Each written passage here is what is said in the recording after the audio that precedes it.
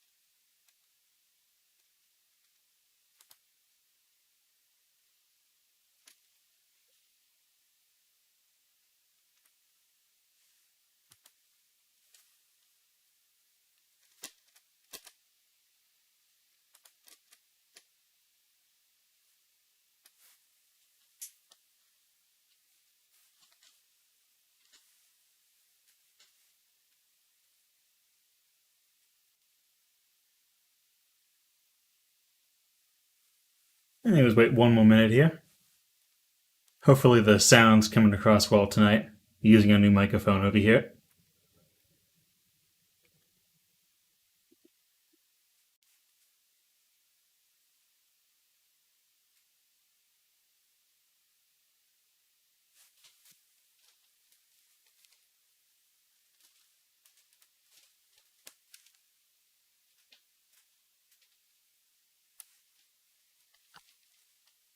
Yeah, let's begin. So, the past couple weeks, we've been going over a few topics that are kind of, show up a lot in CTF. Stuff like the very basic tools we need to use to solve these challenges, as well as one of the very common categories, web. That was things like interacting with servers, making websites behave incorrectly, that kind of thing. This week, we're going to be having a look at something called steganography, which is somewhat like encryption, but with a much different way to do it and a much different end goal.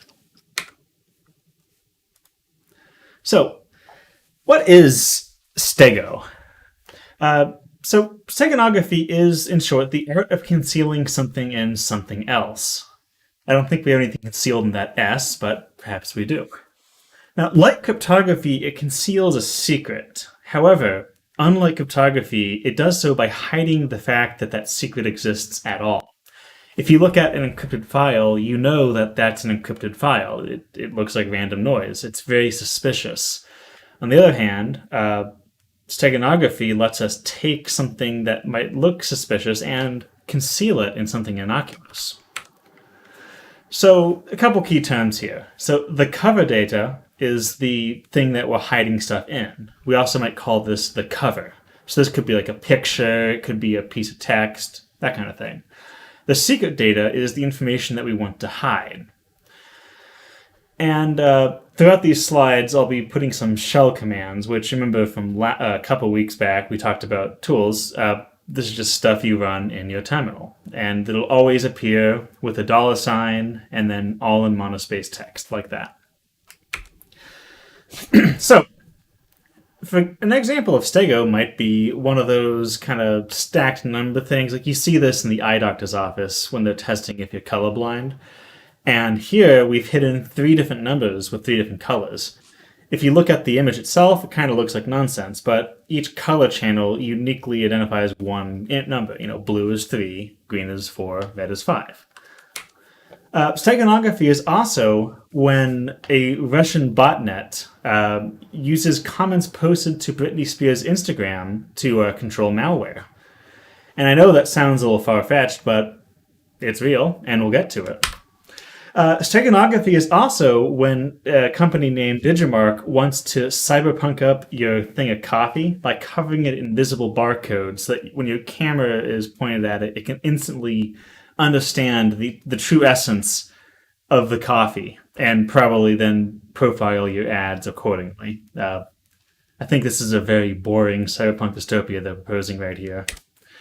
And arguably, that scene from They Live with the sunglasses and revealing the truth, that was also steganography. And hopefully, these slides will be the sunglasses. So we're going to look at a couple flavors of steganography here, ranging from gluing files together to weird stuff that three-letter agencies came up with back in the Cold War. Now, the most basic thing we can possibly do here, and that you might remember from a talk 2 weeks ago, is to simply smash some files together. If I have a picture of a cat and a secret text file, I can just put them together or concatenate them. And we can do that in the Linux terminal with the cat command. So we just give it the names of the files we want and send it to an output file. So this will give us a picture of a cat with some data on the end. And if you open that image in Chrome or in an image editor or anything you like, it'll probably just show up as a normal image because it is indeed a completely valid image. There's nothing really making it weird. It's a picture of a cat. But if you have a look at it, like you open a text editor maybe, or you run the strings command on it, you're going to find there's a lot of human-readable text in that file that probably shouldn't be there. And we talked about this 2 weeks ago, but strings will just go through a whole file and see what parts of it look like text. So they're mostly letters and spaces rather than just weird control characters and invalid data. And that will kind of point you to those sort of secret thing. Now, obviously, we can make this more difficult. For example, we could encode the text, we could reverse the text, we could do all sorts of things with our text to make it a little harder to spot. And naturally, it can get even worse than that. We could, make a tarball out of it or a compressed archive file, a lot like a zip. You might be more familiar with that. tar.gz and zip are very similar ideas here. And so we could take that file and package it up and compress it so it looks like random noise and then just stick that onto the end of the file. There you go. Now, to defeat this, binwalk is one of our best friends. Binwalk, as we kind of talked about before, will just go through a file and look for things it recognizes. For example, file headers. It can look for, interesting things like copyright strings that you might find at the top of source code files. It can look for all sorts of stuff. And binwalk will happily notice that there is a gzipped archive in there and just pop it out for us.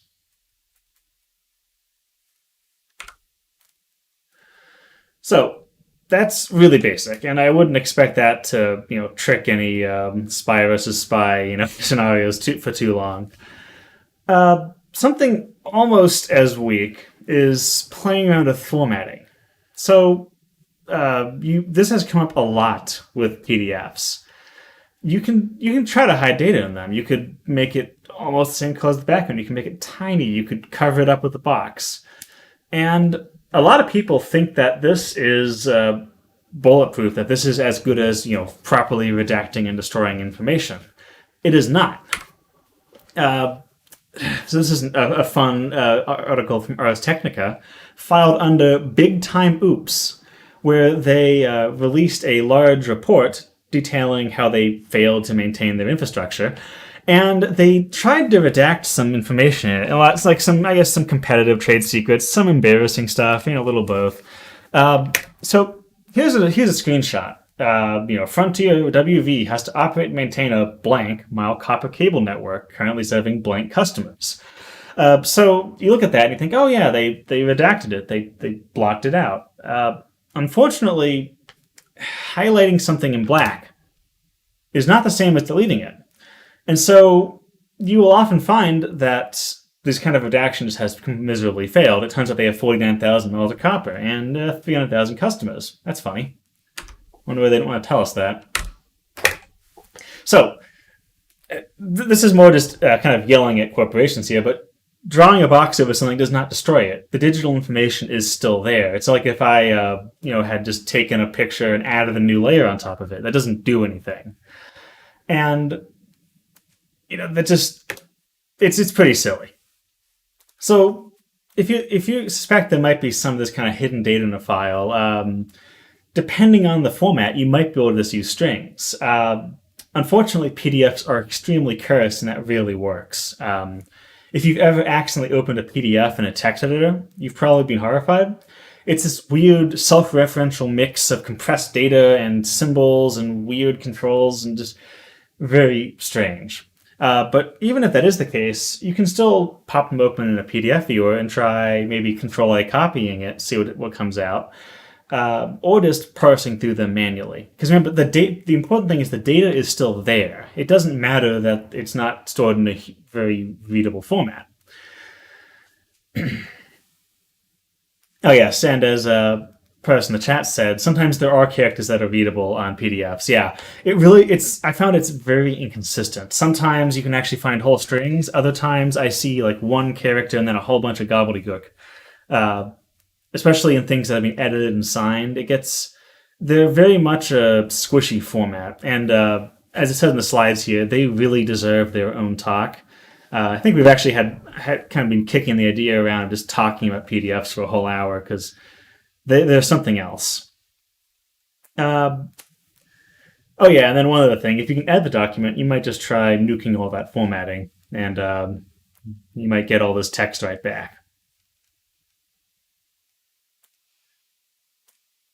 Okay, so that's just digital editing, but something more classical is text patterns, and I have this excellent list of features of kind of text pattern steganography. I invite you to take it in and enjoy it, have a look. All these different features: reasonable, powerful, innocuous, stores data, it's easy, and not to anyone. Oh, yeah, RPSX. Okay, that's fun. That's a cute little trick, and that might come up occasionally. But computers will let us do much more exciting things, especially things that you can't see. So, you might have heard of the ZWIDGE, or the zero-width joiner, Unicode code point 200D, or E2808D when encoded in UTF-8. So the zero-width joiner exists to combine things, as the name implies. I believe it's used when you can make a family emoji by combining individual person emojis with ZWIDGEs. Now, a nice thing about the ZWIDGE is that it's not a printing character, and it doesn't really have an effect if it's not between two characters that can be meaningfully combined. So, for example, it says RPSec here. That's actually 11 characters. And if we look at this in hex dump, if you open these slides up, which we'll post links to later on the tools website, you copy that text, you paste it into your terminal, and echo it into hex dump. You see all this stuff in the middle, and there's that E2808D again. So this lets you kind of hide it, because so now you can say, well, I'll represent a 0 by not inserting a ZWIDGE, and I'll represent a 1 by putting in a ZWIDGE, and now we've got 1 bit per character. That's pretty good. So you remember that Instagram botnet I mentioned?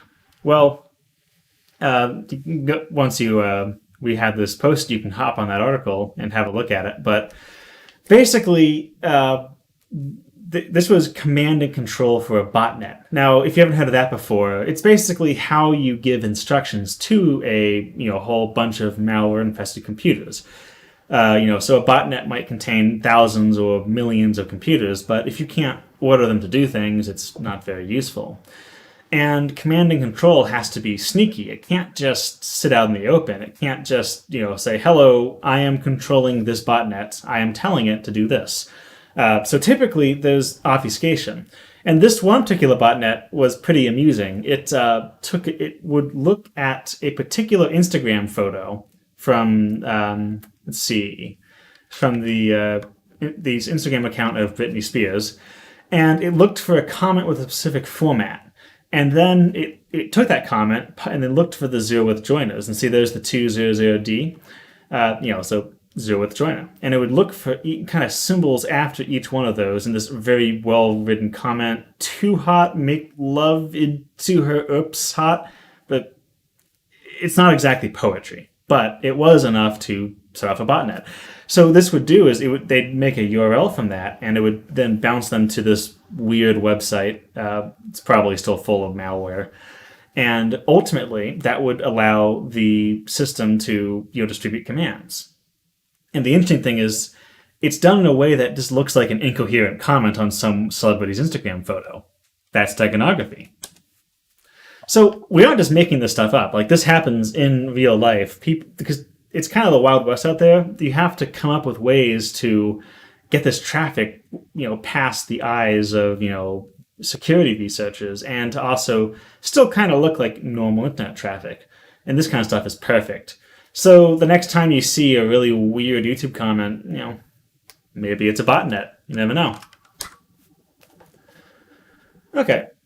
We've covered some things that kind of involve just text or inserting things into text, but another really popular way to encode secret data is bit twiddling, as I call it. There's probably a lot of other names. You might also see like least significant bit storage, or maybe hiding in noise, that kind of thing. So what this does is it takes some data and it hides it into uncompressed media.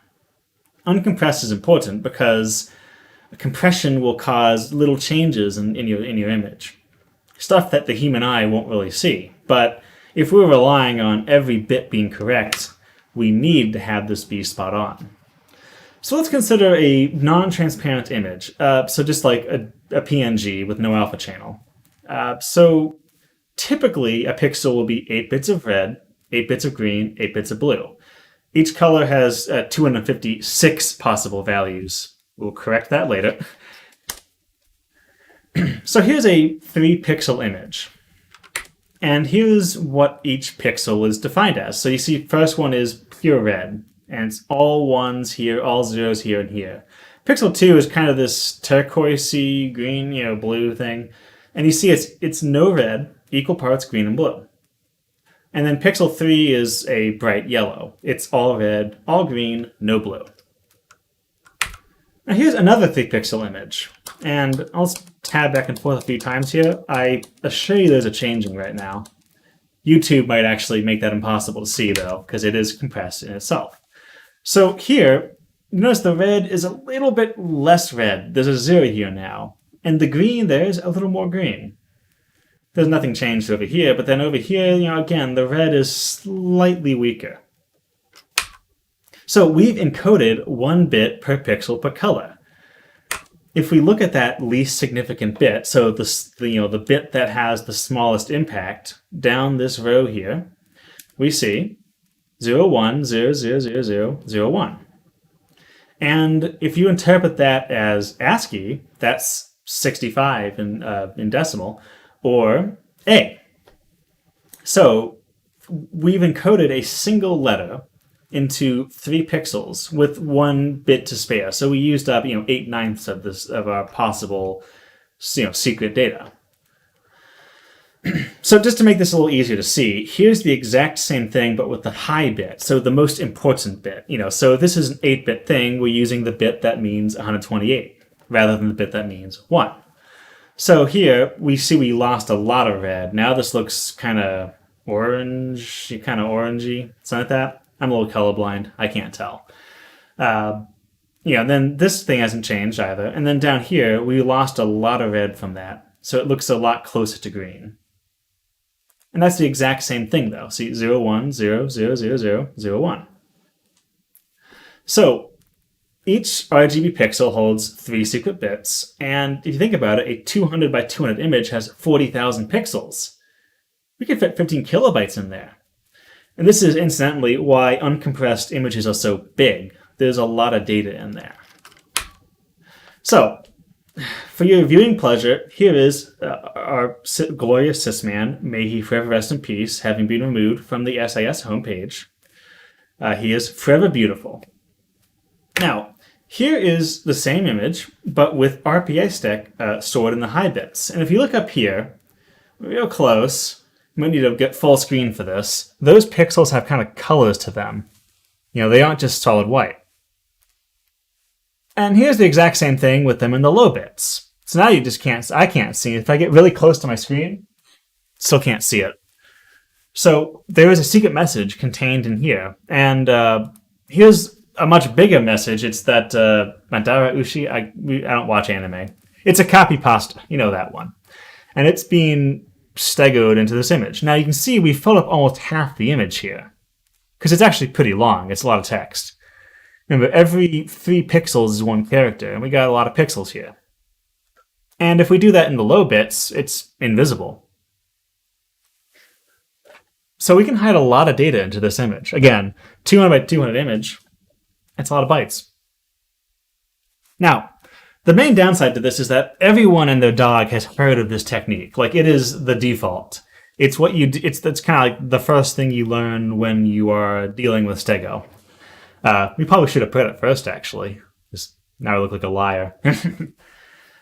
Now, the other thing is that lossy compression, as I said earlier, will destroy this data. Because the reason that JPEGs and MP3s are so small is because they are kind of taking advantage of how a lot of detail is just meaningless.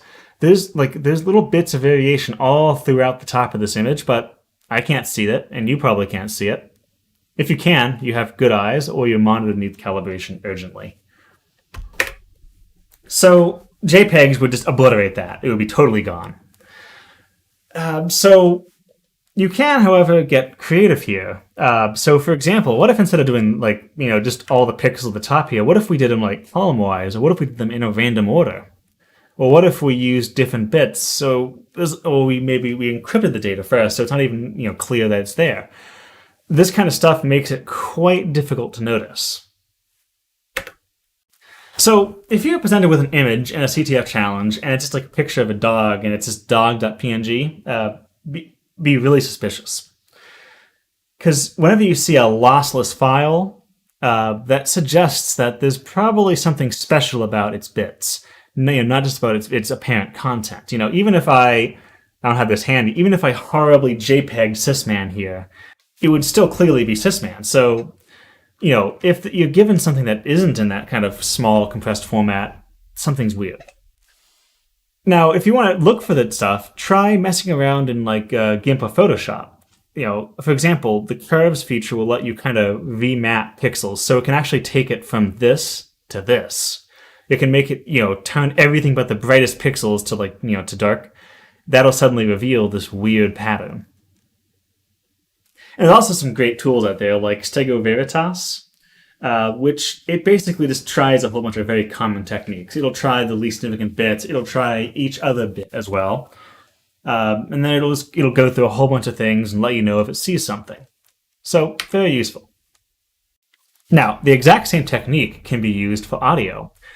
And you might know that, lossless audio is absolutely massive, like FLAC, for example, huge files.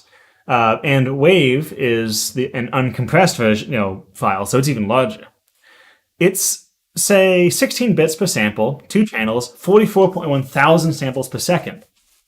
You get a lot of data here. If I use just the lowest bit of that, I'm already getting 32 times 44,000 bits of data. That's a lot of information per second. And again, that's why waves are so comically large. So, for example, I wish I had this handy. Normally we would play this over the speakers in the auditorium, but I haven't got the setup for that right now. This is Hall the Mountain King, which I think it has the entire Sysman image and stegoed into its lowest 4 bits. So just like how over here we were hiding data, in these low bits over here, we're doing that to the waves. So we're kind of changing maybe this bit, this bit, this bit, this bit. And the end result is the same. We're kind of, wrong direction. We're imperceptibly changing the image. or the audio in this case. And you can see as I use more and more bits, so this is the lowest 4 bits, the lowest 6 bits, lowest 8 bits, and so forth, we're getting less and less space needed, but it's getting more and more obvious, because this is a spectrogram using spec. And as you can see, it's getting louder and louder, and this winds up sounding like white noise if you listen to it. So it sounds like a very noisy audio file. But down here, 4 bits, you see this is dark compared to these much brighter, kind of signals here, so you barely hear that. So it's always a trade-off. You use more bits, you get more density. You use fewer bits, it's harder to notice. And also, using more significant bits is probably more durable, but it's also a lot more visible. Everyone is going to notice if a sysman appears to be getting hacked. So, there's a lot of other things, though. We were just talking about some kind of straightforward things here. So this is the other TM category. So, for example, what's stopping you from putting data in the last modified time of a file? Or maybe even, this is on the list, but there was a really fun one where they used access control lists, which is a Windows thing to kind of say who has what privileges for files. You can put a lot of data in those. It's like a big list of users, big list of permissions. That's a lot of data. And then you can also use things like alternate data streams. So normally a file has one data stream, the file, but there's nothing stopping you from having 2 or 3 or more. And this can make it so the file can look totally normal to casual inspection, but it's actually got a lot more under the hood.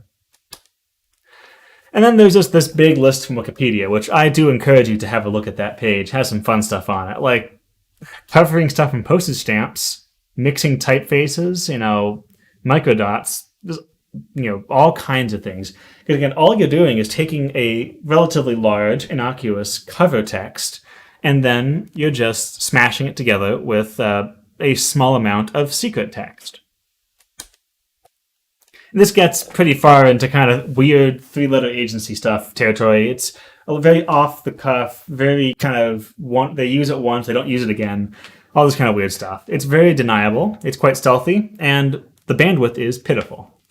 Because if you can imagine being this Japanese spy during World War II, sending information back to home base entirely via DAL order forms, you can imagine that's a little slow, probably a little bit. It's not going to be like your gigabit Ethernet you get, nowadays. It's not so good. But it is very stealthy and kind of very hard to notice. A lot of this stuff, if you know it's there, it's pretty easy to find it. But if you don't, you can't check every image. You can't look at everything. It might be in there.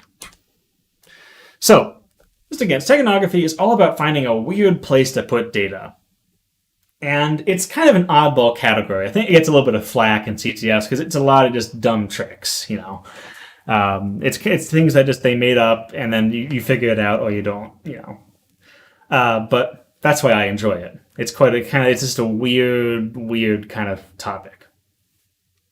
And it's come up in a few CTFs before. I've seen some interesting ones, such as a CTF where they took a dithering algorithm, which kind of turns an image from full color into black and white, and they modified it.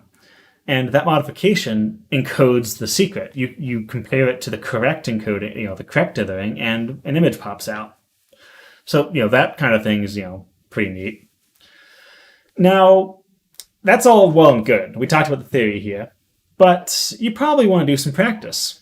So if you go to tools.rps.ec, which will be linked on the slides here for a good minute or two, you'll find both a link to the virtual machine we were just using for this stuff. If you didn't get that from 2 weeks ago, you can download that and get it running. We got some instructions on there. And you'll also find under resources a thing called Stego demos.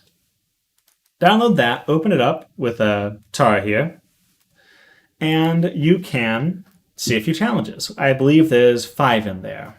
And there's a README in there, so you can have a look at that for instructions. But the next slide has those too.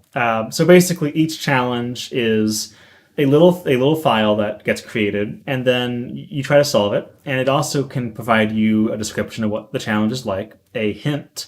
It can also give you the full solution, actually just telling you what it does and executing it. And it can also explain how the solution was found. So yeah, you pop over to tools at rps.ec and get the challenge files from there and give those a go.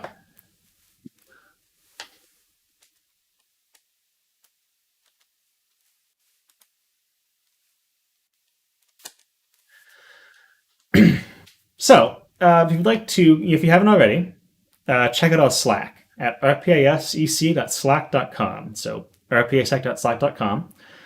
You'll need an RPI email address to join that. You can't get on without one. If you don't, let us know at, actually go to the website, rps.ec. We got contact information on there.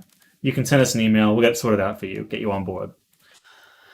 But yeah, so hop on there to get notified when, we got streams going, when we're playing in CTFs, and, just the good fun that happens on there in general.